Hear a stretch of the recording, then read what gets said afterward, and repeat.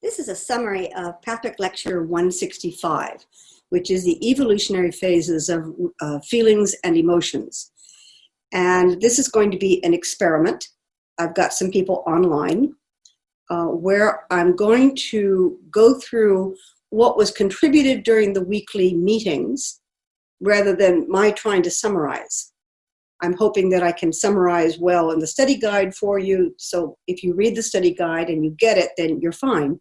What you may enjoy hearing is what other people found, what their responses were, and as much as anything else, where some confusion still lies. That's what I discover throughout the month, is I begin to realize what people get easily and what creates friction, what is harder for them to work with on their own. Then I can work with that during the meeting, and I thought I would bring that here. So that's the general outline of what I'm trying to do. If there are questions or corrections or you forgot this, I'm going to get some help, which I appreciate. So Patrick Lecture 165, June. Doing this in June. This was the title for the May monthly topic and newsletter and weekly meetings. And I always take the lecture and divide it into 4 sections, 4 weeks, 4 sections. We repeat if there's 5 weeks. And I look for 4 subtopics. Now, when I examine the lectures, when I do my own study of them, because if I'm not thrilled by a lecture, I don't want to spend a month on it. So I go through a lot of lectures, and I will pick one month, reject another 3, and then the next month I might pick up one of those. But I try to find 4 areas that call to me. A year or 2 later, I might find different areas that call to me. So I can look at the same lecture from year to year and see different ways of bringing it alive, different ways of emphasizing points, and change the subtopics. For May 2020, what I got was, number 1, what are your spiritual goals? Secondly, self-realization and how it manifests. Thirdly, why mankind fears the realm of feelings. And fourthly, spiritual studies and how they manifest our intentions. Now, you may hear that, well, where's the evolutionary phases of feelings and emotions? But sometimes the guide has a larger topic, and then he gets you there bit by bit without sometimes naming it specifically. So in the first section, where the guide said, what are your spiritual goals? To me, I notice in the lectures when I read it, that naturally before you talk about how feelings and emotions fit into spiritual goals, it is important to talk about what those goals are. And so the whole week's section is about what are your spiritual goals and what are they about and what do they look like?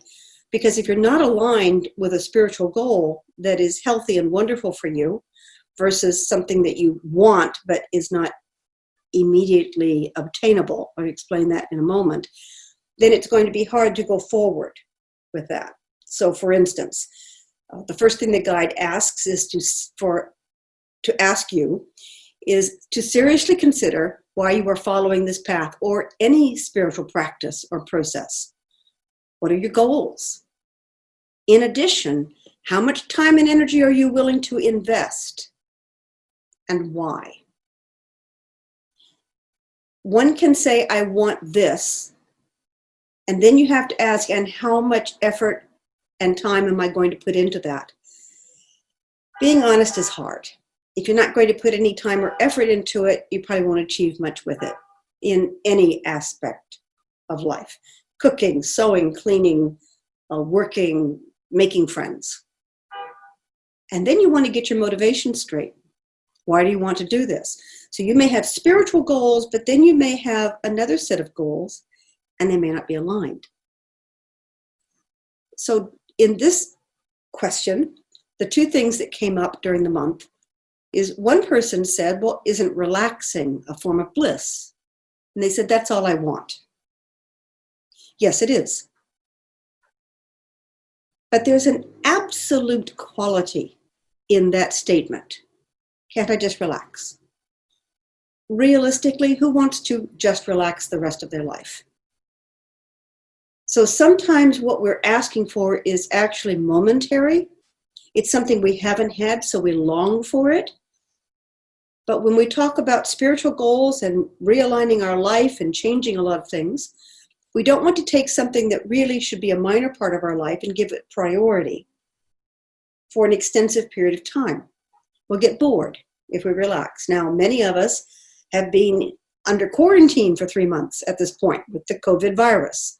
So we all know that too much television is not a great thing. It's wonderful at first. You can do a lot of things that you haven't gotten around to at first, and then it gets old. So spiritual goals do change over time. Once you've got when you've got things out of the way that you've stored up a desire for, you may find that you change. So this is not a one-time question. This is something you should be examining, let's say, annually. You could examine it more often than that, but serious questions may not need to be examined more than annually. By the time 5 years passed, you may find that things have changed so much that your activities really aren't aligned with what you now want versus what you wanted 5 years ago. So for the question, isn't relaxing a form of bliss? The answer is yes. When it was added, that's all I want. I don't believe that was said in truth. I think that was said in frustration.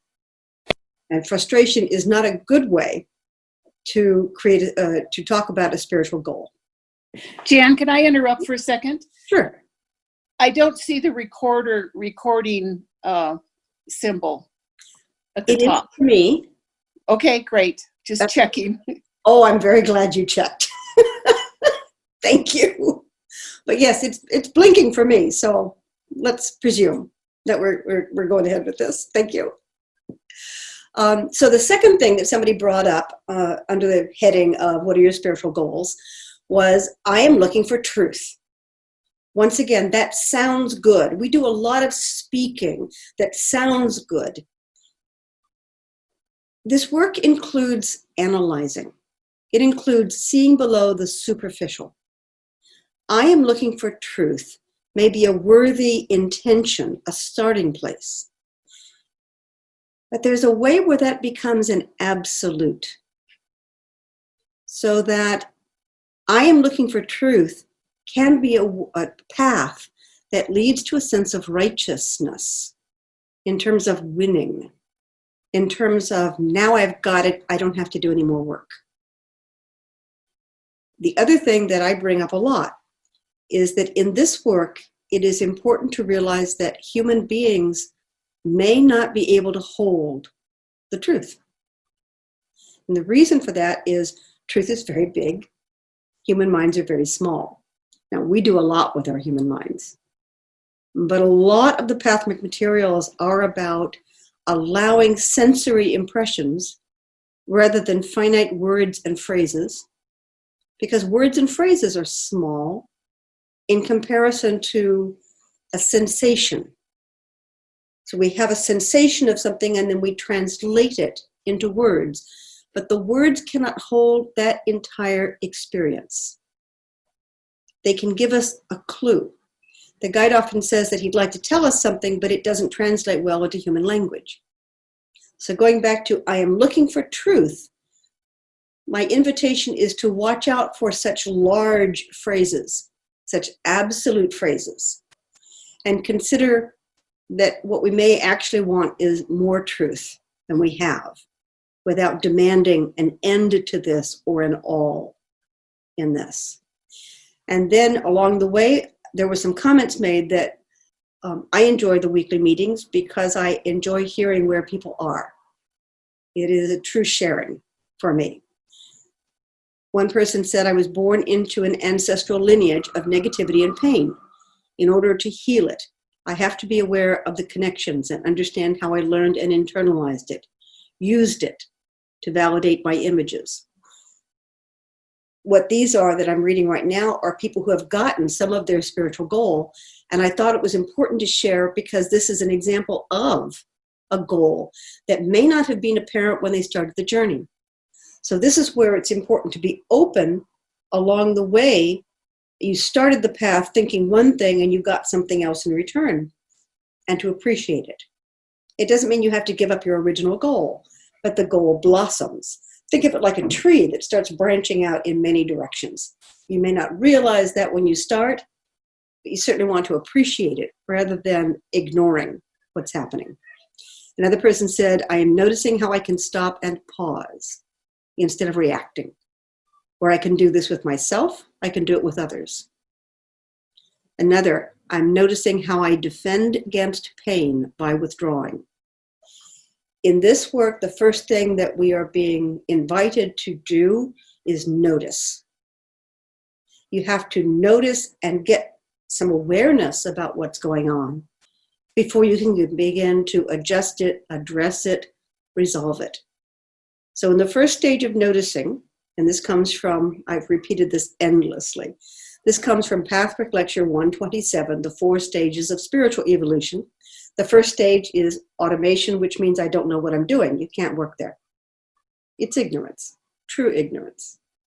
The second phase is awareness. We spend most of our time there. We go back and forth to the third step. The loop goes on and on and on, expanding and expanding.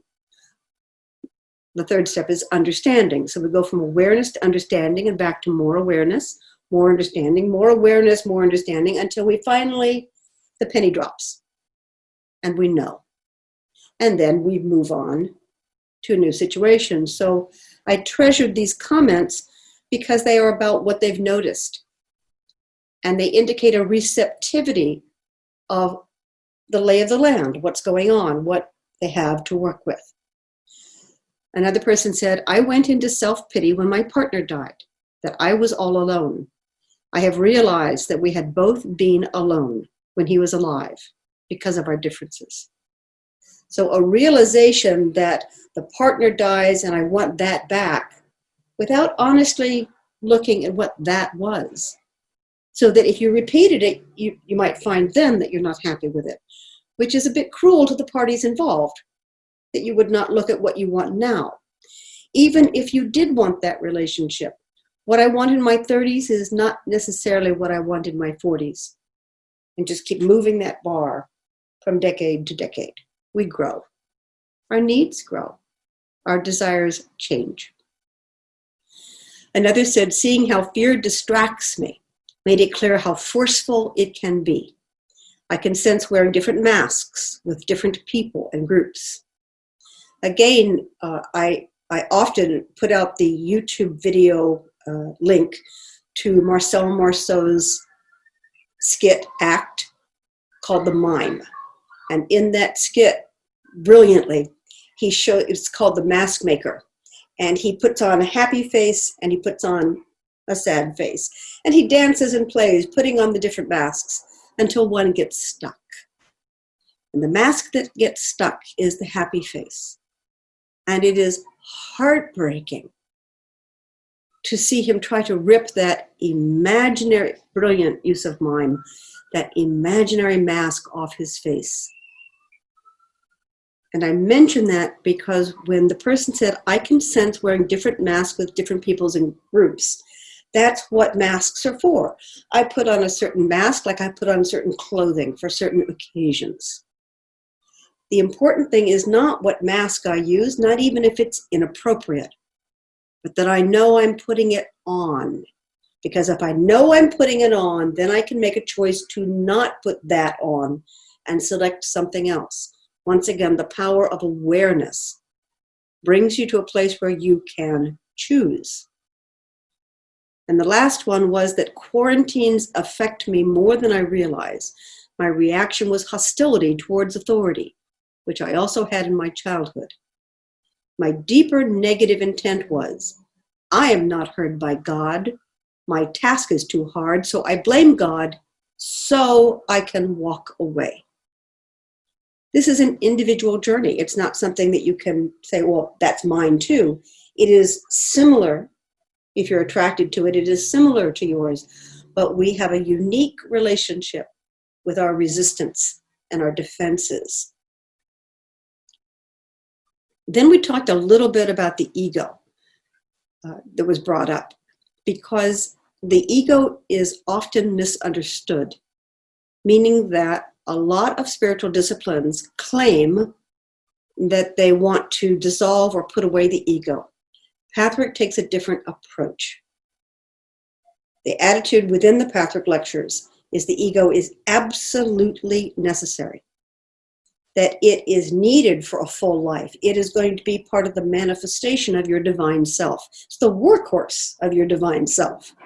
So the ego needs to be healthy and strong and flexible and aware that sometimes it needs to pull back and relax.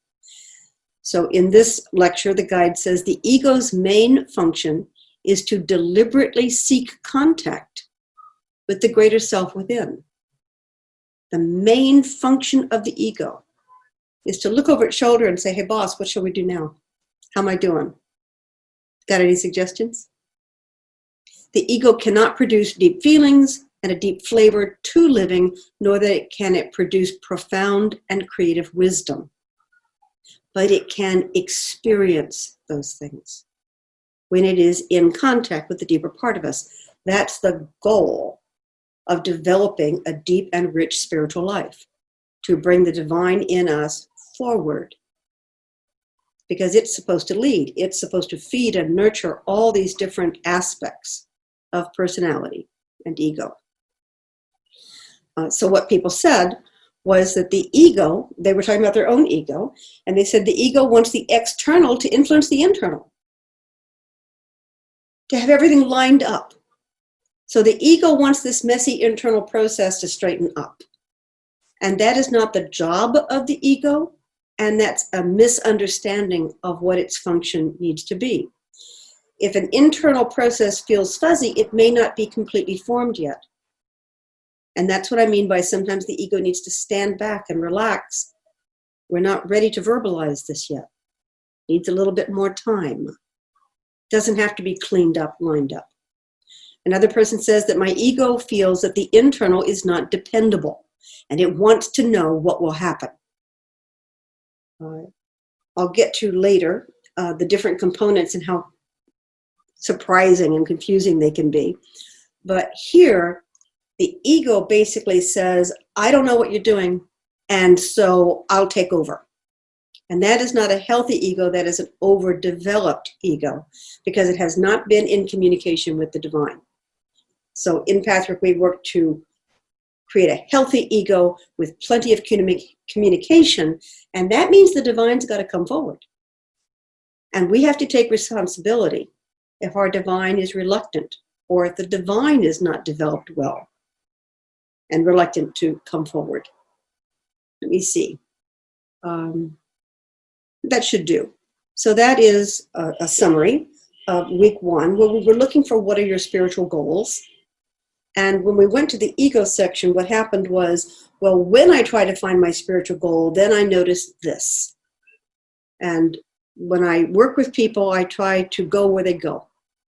So one lecture may generate or activate something that people weren't even aware of. Need to go there. And just respect that it was activated, but on a different wavelength, and that's where we'll work.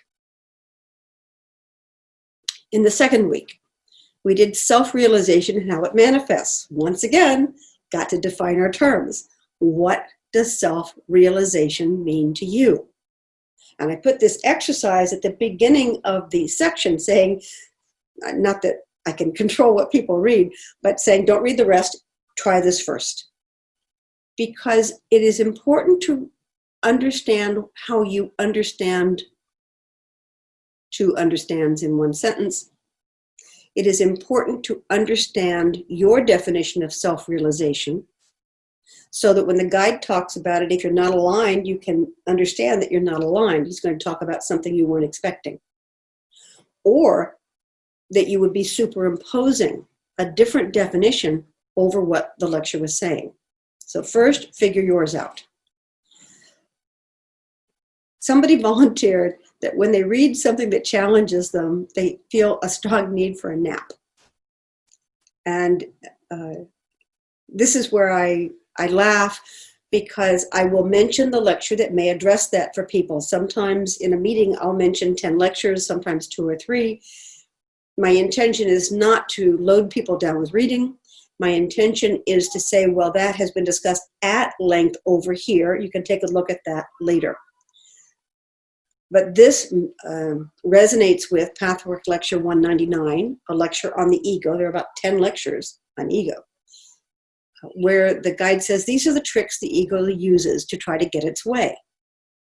And you can imagine, sometimes I personify this, and the ego is not the divine, so let's call it younger.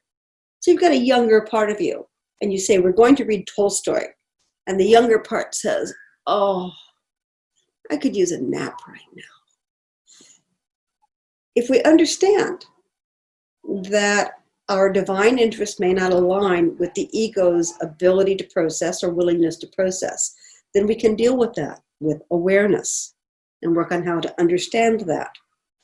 But otherwise, we may follow or allow the ego to take the lead and believe it when it says, I'm tired, I'm bored.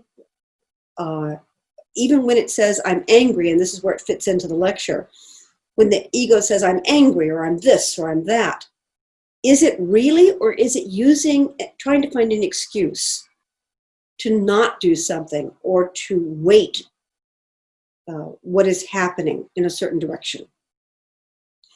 Another person said, I do try to be more than I am.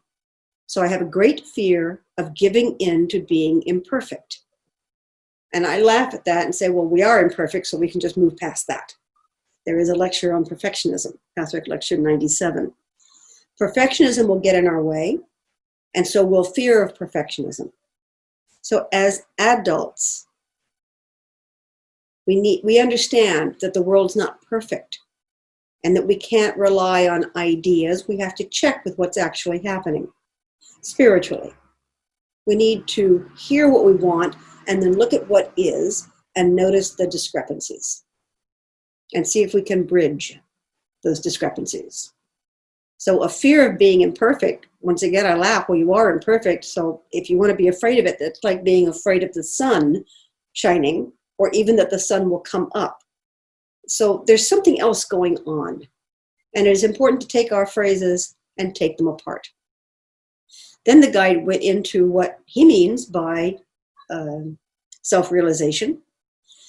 And people, I'm going to read what people said because it personifies the guide's meaning of self-realization. One person said, I've been enjoying a lighter feeling after honestly experiencing my pain. That's self-realization. We see what's going on, and there is a sense of relief when we see the truth. Not the entire truth, but more truth than we had been aware of. Another person said, I have a tendency to beat myself up with the analogy of a hammer. This week, I was able to set that hammer down energetically. I think I have to put that hammer down 1,000,000 times before I will have rewired myself. I do want to be at the finish line versus being in process. Pride makes setting the hammer down a little more difficult. Once again, this is a wonderful example of self-realization. We realize these different urges and desires. We realize our fears. We try something and we notice it's not free of conflict. But there needs to be a part of us that makes a decision about what we're going to do. And if we listen to the voice of fear, we will do something because of that and reap the consequences of that. It will not be honest. It will not be in our highest good, in our highest interest, to only listen to fear. And they added pride, to only listen to pride. There needs to be a synthesis happening of concerns so that we can make the best decision possible, moment by moment. And then someone says, I can fight when I need to. I'm tapping into a courage I didn't know I had. Before, it used to be more forced. This is a paradox. I make a gesture like this when I flip something. If we want to build a muscle we may need to overuse the muscle, focus a lot of time and attention on it. And the phrase I learned, somebody brought it to me and it was so perfect, is then that skill has gone past its use by date. Not really meaning that you want to get rid of the skill, meaning that its priority needs to be re-examined. So we build the strength to do something and the power to force things, but that's not necessarily what needs to be done all the time. So the force needs to stand down. And that's what I found powerful about what that person shared. Another one said, I have an inclination to blame others. I'm trying to navigate this, acknowledging that I sometimes react emotionally with a forcing current, and that helps. Also observing my fear and seeing how I direct it. Perhaps you can hear in that paraphrasing of their process that it's not pleasant to see that we blame others, but we need to see that. And then we navigate it. It is not pleasant to see that we're reacting emotionally and claiming that we're reacting rationally, but we need to see it. Then we can soften it. We can gently change what we're doing. And one of the awareness steps is to observe. So the phrase wash, rinse, repeat. That's life. And there's a lot of phrasing in spiritual work that secretly holds when will we be done? When will this be over? What is the answer? That's not life. So that was what we covered in week 2, self-realization and how it manifests. The third week, we started looking at why mankind fears the realm of feelings. And this is 165, feelings and emotions. And I knew that the next month in June, I was going to cover will and intellect. But you can't separate these. Studying one aspect of our being is like studying one system within the body. You can take it apart in a cadaver. You can study it in a textbook. You can put it under a microscope. But its true purpose is to function within the body, to function as a system, to have a dynamic interaction with all the component parts. So if we study the nerves of the hand, if you took them out and looked at them, that might be of interest. Then you'd have to put them back in because the nerves belong in the hand. It is how those nerves interact that really prove whether a hand can work well. The human body is stunningly effective at compensatory activity. If one part of you doesn't work right, there are workarounds that happen within the body. Same thing with the personality and spirituality. And this is the comment about looking for perfection. This is the problem of looking for perfection. It is perfect. It is perfect for what we need to do. But we don't yet know what that is spiritually. So there were needs when we were children, and there were needs when we were adolescents and young adults, and needed to get our family started. We needed to get our profession started. This level of spiritual analysis and work and reflection, as a general rule, doesn't really start until, give or take, after 30. Doesn't preclude someone doing it beforehand. But you need to get a head of steam up and get your life settled before you can take the time to look at it and possibly make some changes. So when you're building something, that is not a time to remodel. It's easier to see the whole picture and say, okay, we're going to readjust things over here. So consider any over-reliance upon reason and will when we're looking at why we fear the realm of feelings. I don't like making absolute statements such as the Western world has relied too much on will and intellect. It's too big a statement and it's too cliche and it doesn't honor the nuance of real life, real society, real civilizations. However, there is some truth to it. So that when a society over-relies on will and intellect, it prizes will and intellect and says to realms that focus on feelings and emotions, you go over there. You can have the arts, and raising children, and no, you can't have education. We're going to keep that. And you can see where will and intellect would have a different outlook, a different perspective, a different agenda than aspects of feelings and emotion. So the first thing that comes up is whether you have relied excessively upon reason and will, and that would explain why you're afraid of feelings. They're different. They work differently. They have a different rhythm. They march to a different drummer. They are not irrational, but their rationality is not as clear, not as easy to follow. Here's an analogy. Intellect and will is like science. You can see it, you can prove it, you can run experiments.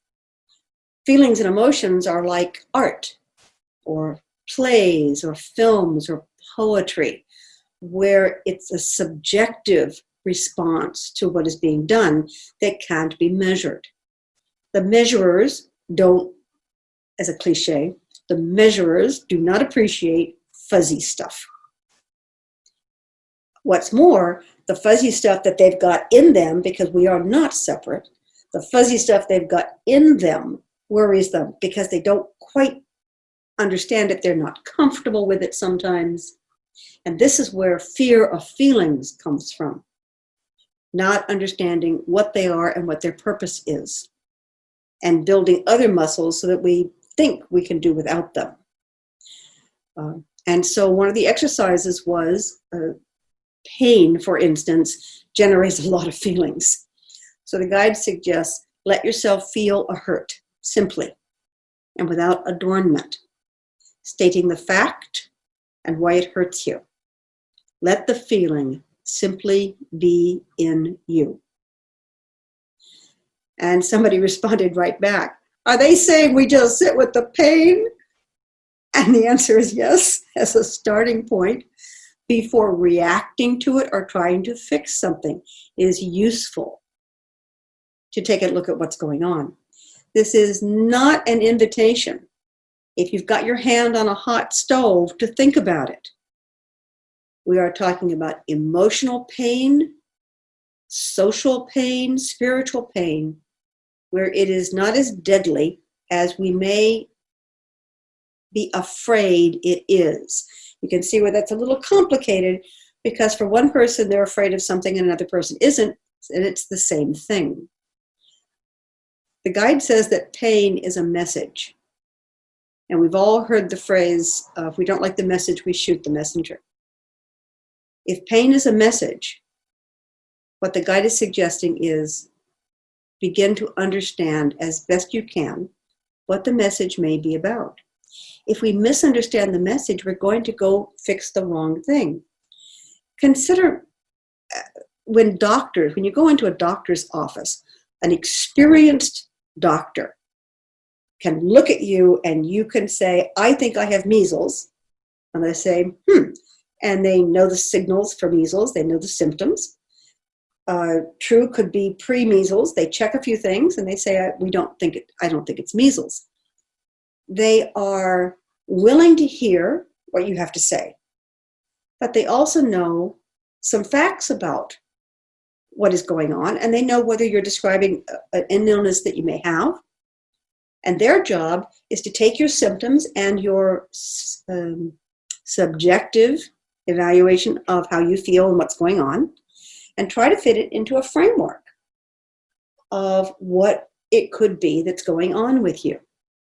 Think of that as the same way with pain. Pain brings you a message. Your job is not to run screaming into the night. Your job is to say, great, let's calm down a second. Let's look at it. Let's find out what this could be about. When I deal with the concept of pain, the topic of pain, the example I use is this. I simplify it and say pain is a combination of pressure and fear. If you tell me you're going to stand on my toe, and I know you're a certain size and a certain weight, and you're going to do it for 20 seconds, I might agree. And then you stand on my toe for 20 seconds. I don't have to like it, and it can hurt. But I'm presuming it'll only be for 20 seconds. I knew it was coming. I'm looking at you. I could ask you to stop early, and you get off. While there is pain, technically, in that encounter, it's not a drama. However, if I drop a bowling ball on my toe, whole different matter. I wasn't warned. I didn't realize what was going to happen. The pain happens. It shoots through my body. I'm frightened. I don't know what's going on, and I desperately want whatever it was not to happen again, and I want it to stop immediately. This is the difference between a real life event, a crisis of some kind that you need to react to, versus spiritual or emotional pain that actually had a starting point and may be progressing rather than have hit a crisis point. So when the guide says, just sit with the pain, we need to be reasonable adults about this. Don't hold your hand over the fire. One of the participants said that they'd been experiencing a lot of fear for themselves and their family and everyone else. They hear, be quiet, be patient as a voice, but that makes them feel restless. It's a primeval feeling of doom, and it's narrowing my view. This is what fear does. It narrows our view. We emotionally and spiritually react just like our body acts. We lose peripheral vision. We focus all our efforts on stopping what is apparently giving us pain. But in the higher realms of emotion and spirit and even social interaction, reacting too soon can cause more harm than it does good. So it is good to understand what pain does and what the fear of pain does, if we're going to try to take a look at what's going on. We also had a long discussion on shame and guilt that I'm going to skip over. Sometimes when I do these presentations, I spend so long on something I just need to edit. Someone else said, I have realized that it's the reactions to my feelings that I fear from others. It is the reactions to my feelings that I fear, not the feelings themselves. And this was part of the discussion on shame. So that we feel a lot of shame and we feel a lot of pain and we feel a lot of concern, not for what we actually feel, but how others are going to react to that. And for better or worse, we don't want to experience rejection. And one of the decisions we can make is to minimize or pretend that that feeling didn't happen. This messes up the communication system. If the feeling was trying to tell us something, it's going to have to tell us a different way. And it may have to come out more forcefully next time because we didn't listen the time before. But with emotional, social, spiritual pain, take those two suggestions.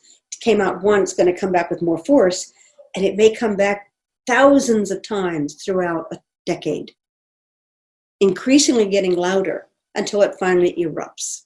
And so there is a lecture, Patrick Lecture 183, The Spiritual Meaning of Crisis, that talks about what happens when things just blow up and how we can look at that from a spiritual perspective. So that is a modest summary of why mankind fears the realm of feelings. I always invite people, my goal is to get you to read the lecture. So the study guides are always bits and pieces and suggestions and not rephrasing, but reforming so that I cluster things. But the goal is always to get people to read the lectures. The last section was how spiritual studies manifest our intentions. And the guide suggests that in your meditation, I'm going to stop there for a second.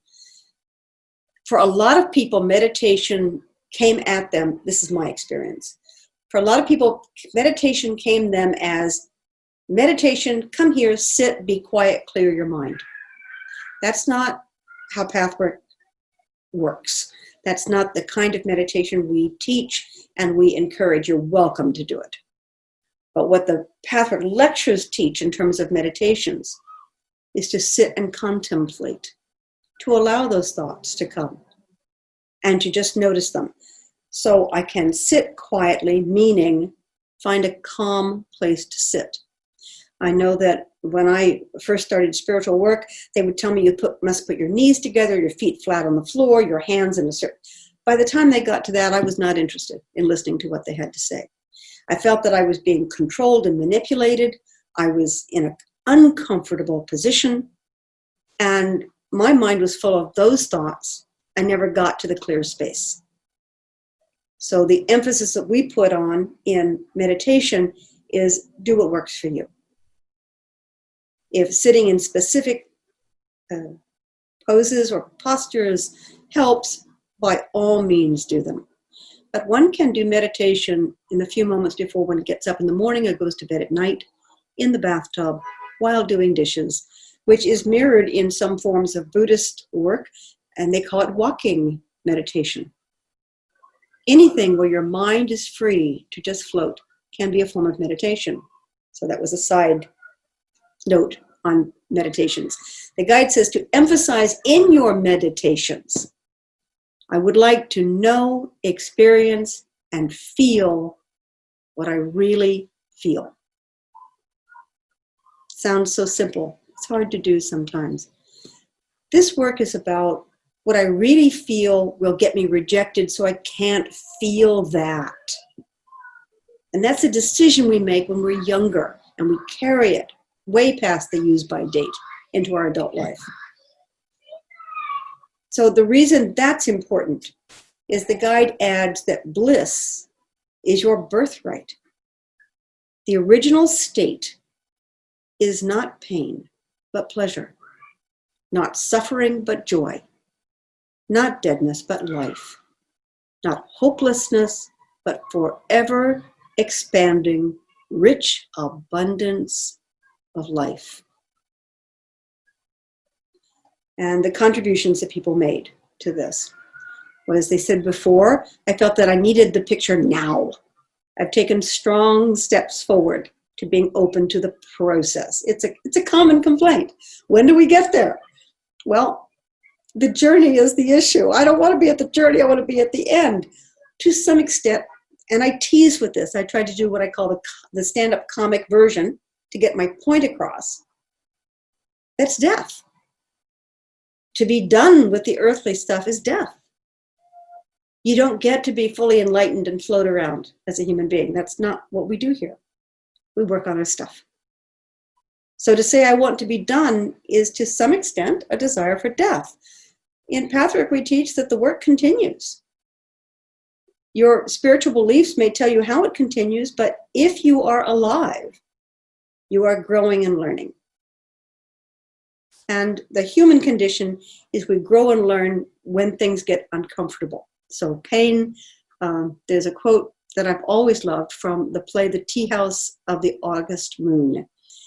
And at the end of the production, the main character says, pain makes man wise. No, pain makes man think. Thought makes man wise. And wisdom makes life endurable.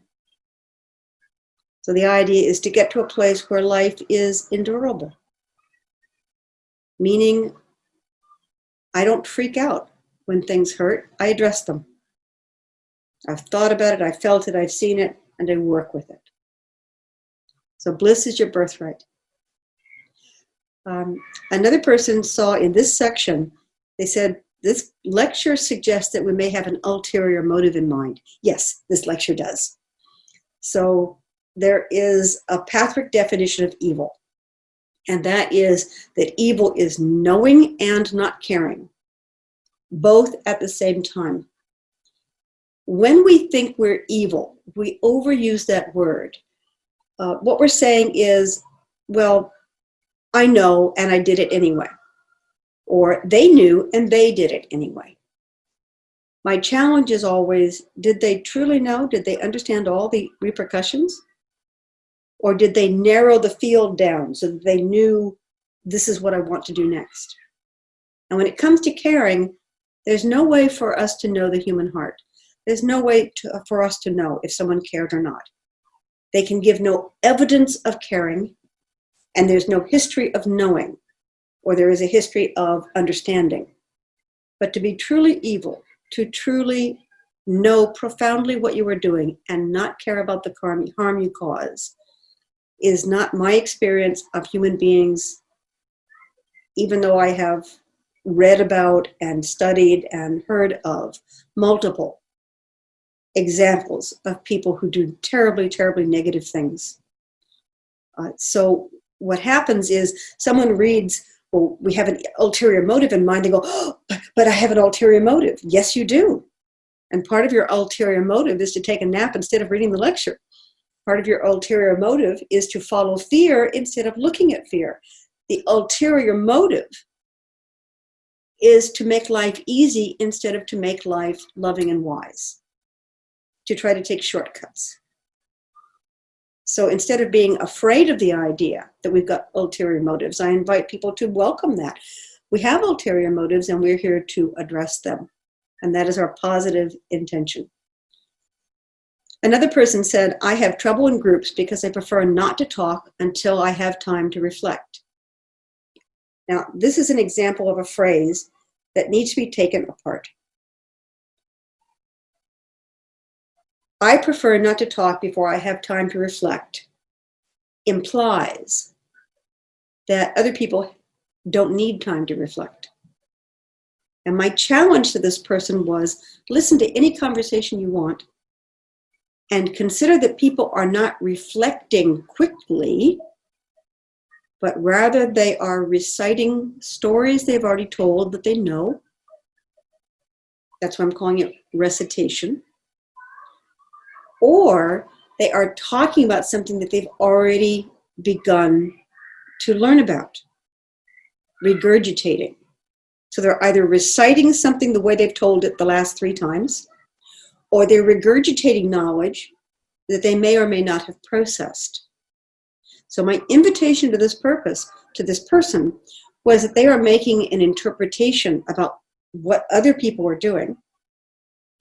And if what they want is they want to contribute on a higher, more truthful level, then that may be their reality.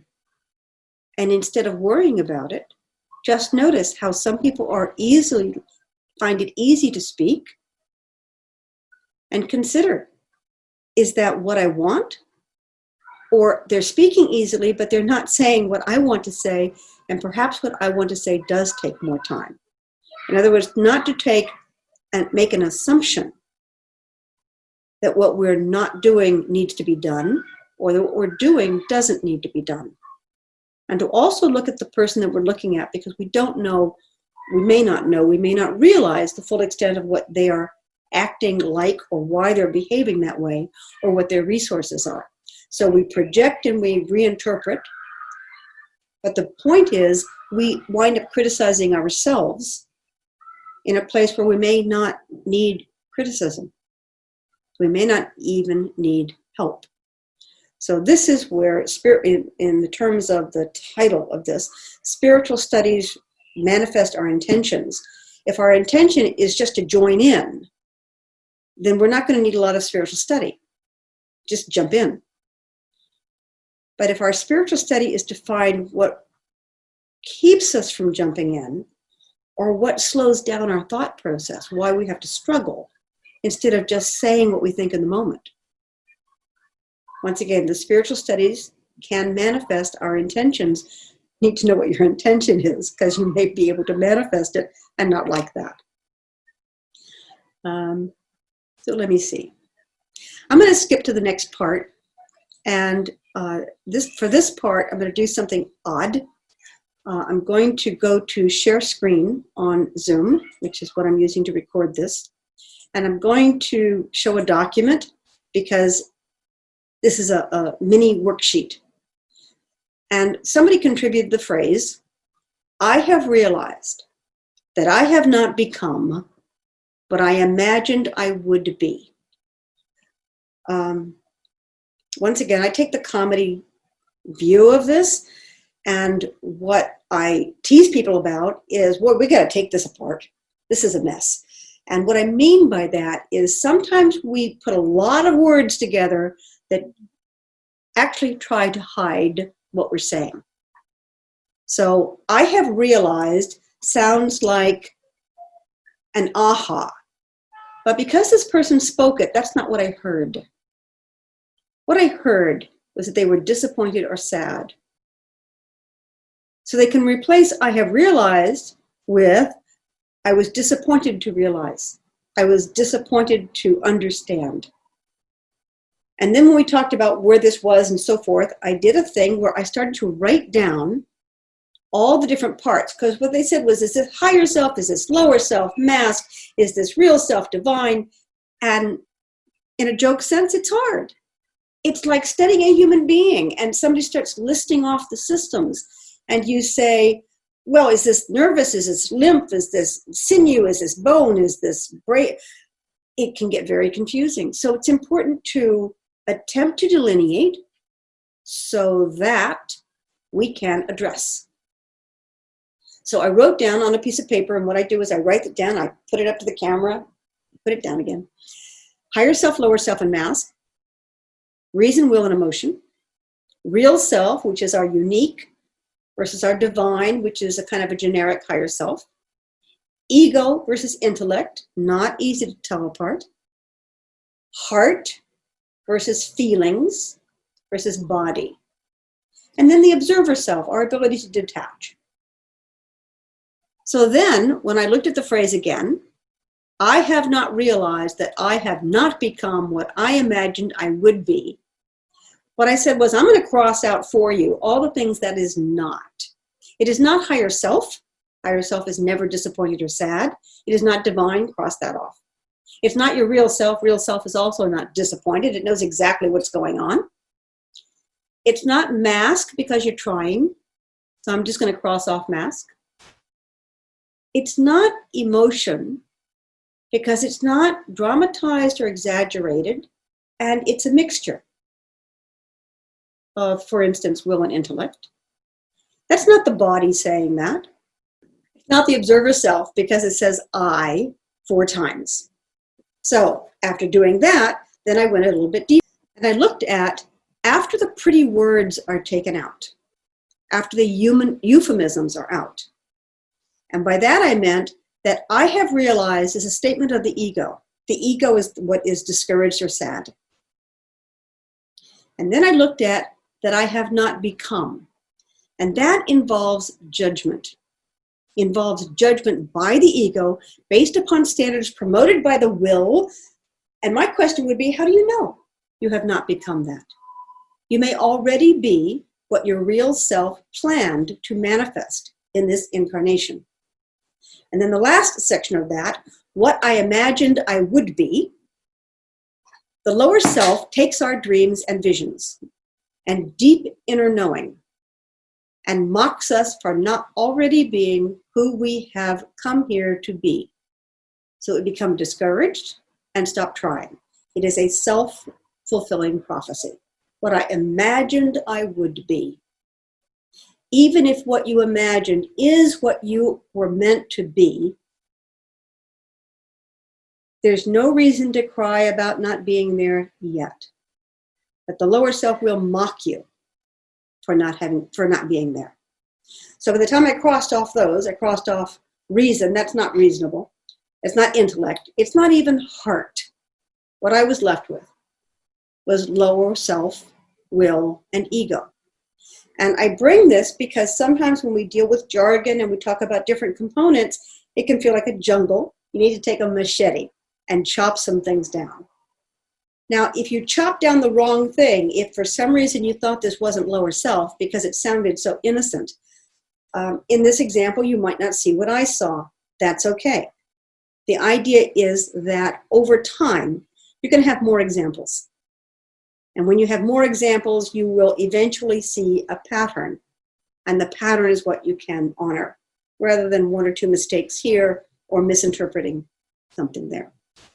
So that is the portion or the section on how our spiritual studies can manifest our intentions. So if there's any questions, I'll answer. Otherwise, that may be enough for now.